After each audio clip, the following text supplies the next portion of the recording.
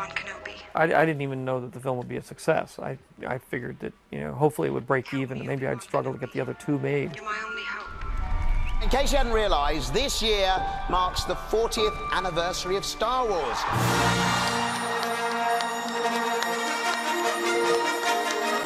I think basically I was interested in, you know, in mythology, and I was really looking to a way of sort of recreating what the sort of role mythology played. And I was sort of poking around, and I liked sort of spaceships, and I was sort of looking, because the Western was the last real mythological genre, and I couldn't make a Western. Westerns were out of style at that point, and I wasn't that interested in Westerns anyway, and I said, well, now what's going to take over? Because nothing has replaced it.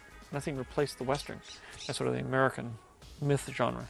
And I said, well, maybe it'll be space. That's no moon.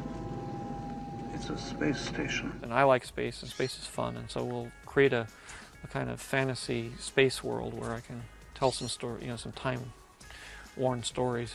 What the hell are you doing? Somebody has to save our skins. Science fiction was not very well thought of when I did Star Wars. I mean, it's very hard to get a science fiction film off the ground. Special effects films were almost non-existent. So to do because they were considered complicated and people didn't understand them, but to do a complicated science fiction film that involved special effects was unheard of at that point. It's just like Beggar's Canyon back home. It started out that I was going to write a screenplay, and in order to write the screenplay, I knew I was going to kind of start in the middle of something. I didn't want to sort of set everything up in a kind of way. So I had to create a world. And in order to create that world and characters and all that stuff, I had to do this whole backstory about where everybody came from and who they were and what happened and how they got to where they are.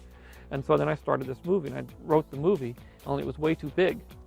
So, and it was 3 acts and everything. So I took the first act, and I said, well, I'll make the movie about this because I think I can get this done. You know, this is sort of within the range of what I can do.